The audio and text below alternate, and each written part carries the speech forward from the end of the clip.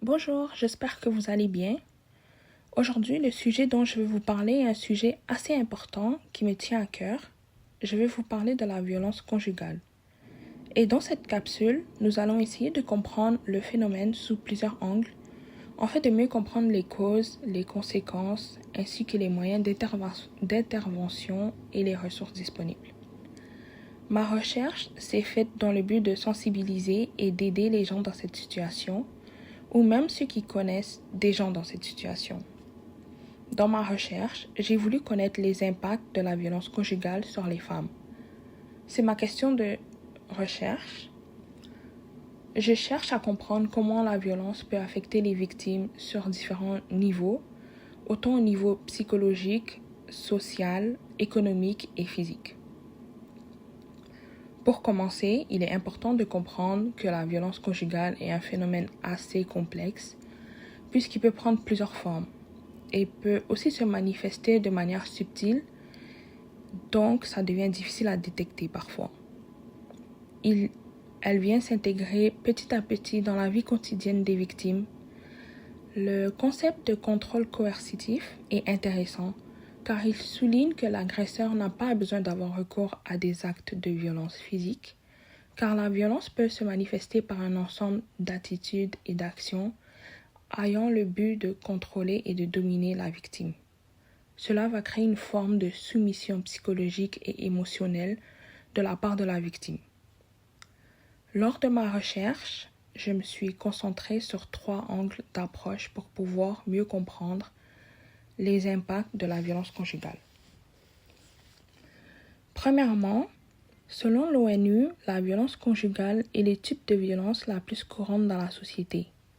Plusieurs formes de violence peuvent être présentes en contexte de violence conjugale, comme la violence physique, sexuelle, verbale, psychologique et économique.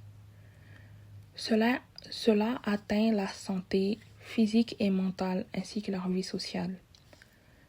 Ces femmes peuvent vivre de la détresse psychologique, des symptômes de dépression, de l'anxiété, des pensées suicidaires ou même un état de stress post-traumatique. Elles peuvent aussi éprouver une faible estime de soi, des problèmes de consommation, de la confusion, des difficultés à prendre des décisions, un isolement marqué ainsi qu'un absentéisme au travail et une baisse de performance professionnelle. La pandémie de COVID-19 a augmenté les conséquences de la violence conjugale à cause de facteurs structurels qui ont amplifié les abus.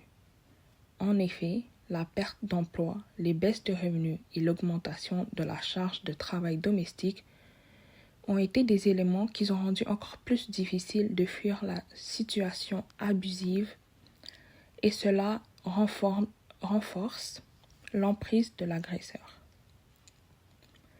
Il est important de parler du cycle de la violence ici, car nous pouvons mieux comprendre les conséquences vécues par les victimes. Ce cycle comporte 3 phases, la montée de la tension, la crise et le retour au calme. Et ce cycle a tendance à se répéter avec une intensité croissante qui prolonge la victime dans un climat d'instabilité émotionnelle. La première phase, qui est la phase de la montée de tension, commence par des signes de tension croissante, souvent marqués par des disputes fréquentes, des critiques constantes, voire des menaces non physiques. La tension augmente progressivement, créant un climat de stress et de peur chez la victime. La deuxième phase est la phase de la crise, qui est le moment dans lequel la tension accumulée éclate en actes de violence physique, sexuelle ou émotionnelle. C'est la phase la plus destructive et dangereuse, où la victime est la plus vulnérable aux agressions de l'agresseur.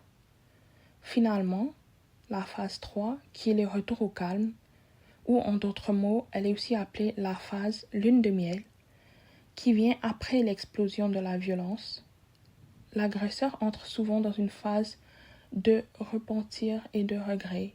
Il peut présenter des excuses, montrer de l'affection excessive, voire promettre de changer son comportement. Cette période est souvent utilisée par l'agresseur pour manipuler la victime et la convaincre de rester dans la relation. Et ce cycle peut devenir de plus en plus intense avec le temps. Deuxièmement, je vais vous parler des profils et de la réalité des victimes. Alors, les victimes directes de la violence conjugale sont les femmes. Il y a 1/3 des femmes dans le monde qui ont déjà été victimes de la violence conjugale. Au Québec, les statistiques de 2012 illustrent la gravité de la situation. 35 tentatives de meurtre et 14 homicides ont été recensés dans un contexte de violence conjugale, dont 13 femmes et un seul homme parmi les victimes. De plus, 19 731 infractions contre la personne liées à la violence conjugale ont été enregistrées en cette même année, représentant environ le quart de toutes les infractions de ce type. Dans 80% des cas, les personnes victimes étaient des femmes. Les femmes âgées, celles en situation d'handicap, ainsi que les réfugiés et les immigrantes sont particulièrement vulnérables, car elles dépendent souvent à leur agresseur. En plus des femmes, les enfants et les adolescents sont des victimes indirectes de la violence conjugale. Ils subissent des conséquences à court, moyen et long terme, comme des problèmes de santé physique et mentale, des problèmes de fonctionnement social et scolaire, des troubles d'adaptation graves intériorisés et extériorisés, et des états de stress post-traumatique. Il est probable que ces enfants vivent de l'anxiété, de la dépression et développent une perception négative de leur relation familiale. En effet, un enfant sur 3 exposé à un contexte de violence conjugale peut avoir des troubles de conduite et des difficultés psychologiques importantes. Troisièmement, je vais vous parler des ressources et des moyens disponibles. Il existe une politique gouvernementale en matière de violence conjugale qui encadre l'intervention des services publics. Par exemple, les policiers sont tenus, lorsqu'ils interviennent dans une situation de violence conjugale, à rédiger un rapport officiel à chaque fois. Cette mesure vise à assurer un suivi rigoureux et à ne pas banaliser les incidents. De plus, la loi sur la protection de la jeunesse trouve que l'exposition des enfants à la violence conjugale peut être un motif de signalement. Et cela permet une intervention plus rapide, assurant la sécurité de l'enfant. Pour les ressources, en cas d'urgence, il faut composer le 911. Sinon, il y a SOS Violence Conjugale, le CAVAC, qui est le Centre d'aide aux victimes d'actes criminels. Il y a des soutiens juridiques, des hébergements, des ressources en santé psychosociale, qui sont disponibles. Vous pouvez vous présenter dans votre CLSC de votre quartier aussi. Et pour aller plus loin, il y a 2 romans dont je voudrais présenter.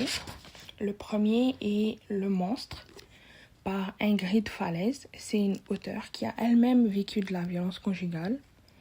Elle nous parle de son expérience de violence conjugale et je trouve que ce roman est très intéressant car on peut trouver des signes même mineurs de violence conjugale qui nous aident à mieux comprendre la situation et la place que la victime a dans cette situation et comment elle vit. C'est très intéressant.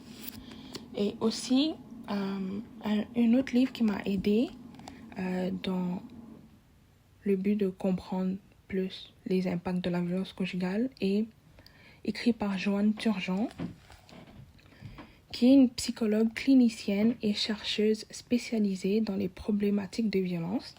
C'est une prof à l'Université de Montréal qui fait un cours sur la violence conjugale. Et son livre s'appelle « Comprendre la violence dans les relations amoureuses ».